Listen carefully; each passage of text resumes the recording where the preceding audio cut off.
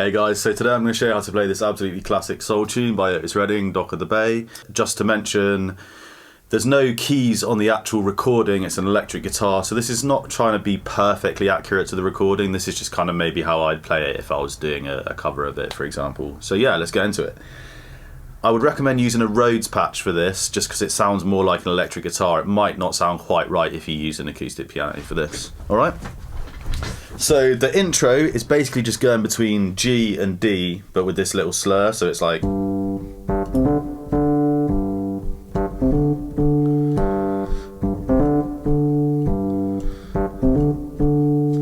Cool, so easy enough, yeah, just make sure you've got that little slur in.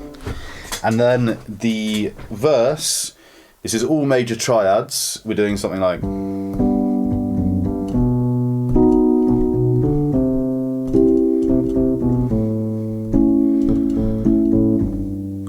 So yeah, the bass line again that's not completely accurate to the recording, but that's pretty good outline I think, so I'll just play the bass line by itself that I'm doing.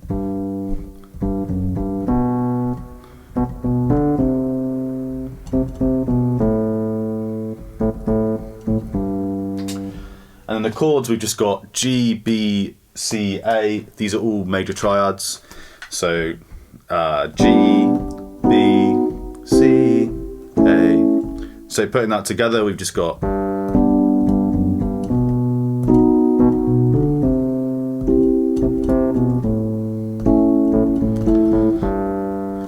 Cool, and then we get to the chorus, which is even simpler. We've just mainly just going between G and E here. So, and again, these are just major triads, so...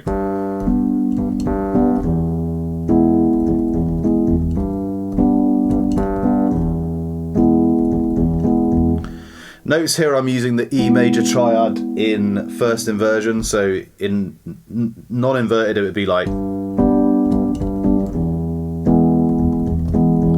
Which is okay, I think that just sounds a little bit muddy for my tastes. You can play it higher up as well, which I don't think sounds quite right either.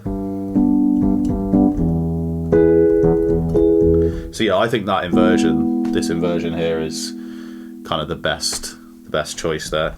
So yeah, we repeat that twice. Then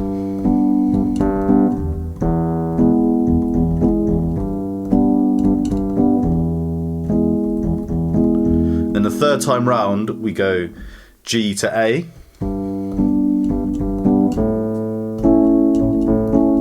And then back G to E.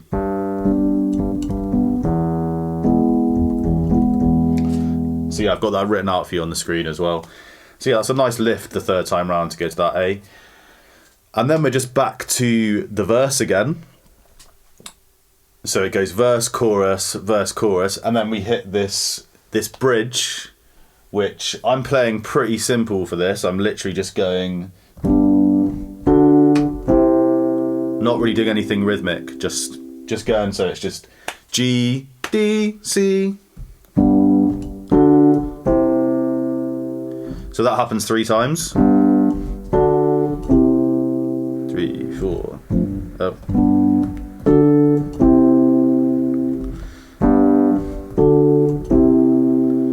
And then after that we hit this, so we've done that 3 times, and then we hit this really nice F chord, like, and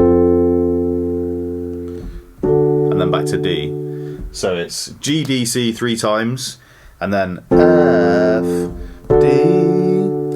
So again, for kind of voice leading purposes, I'm doing this this F major triad in an inversion, just because I think it sounds better. So again, and then when we hit the F, we only have to move 1 finger if we play it in that inversion. So I think that's quite nice voice leading. So F, D. And then we're right back around to the verse again, and that's basically the whole tune, guys, and the outro is the same as the intro. So you've got intro, verse, chorus, bridge, and then I think it goes back to a verse, and then outro. So yeah, that's the whole tune, guys. Hopefully that's useful, shows you how I might play that.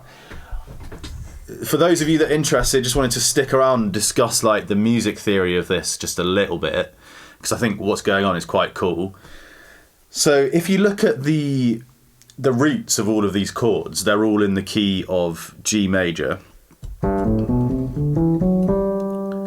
but the eagle-eyed viewers among you will have noticed that these chords are totally non-diatonic, right? Let's just take the verse.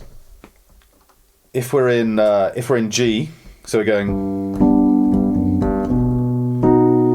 between G major and B major. Of course, if we're in G, the 3 chord is B minor. It's not a major chord. So straight away we've got this kind of non-diatonicism going on. So I think it's quite interesting to analyse what kind of techniques are being used here. And in a sense, it's quite simple. And I've sort of used this kind of technique myself in writing soul tunes. It's just everything. What they're doing is they're using all the notes from G major. So G, A, B, C, D, E, F sharp, and G. And they're just putting major triads on each of those scale degrees. So we get this quite cool effect where the tune definitely feels like it's in G major, but the chords are doing all sorts of things. The chords are kind of including loads of notes that aren't in G major, but when Otis sings over it in G major, it sounds super stable, which is cool. And then the only other thing to mention from a theory perspective is that in the bridge, we've got this really nice moment where we hit the F. Right, so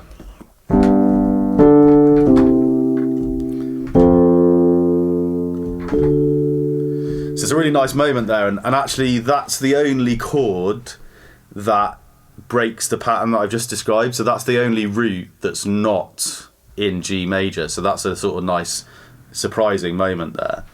So they've managed to set up this kind of expectation, tension and release surprise thing, but without being totally diatonic, which I think is really nice. And actually I made a similar video to this before, which I'll link in description. But yeah, cheers for watching, guys. Hopefully that's been useful. Catch you in the next video. Like and subscribe. In a bit.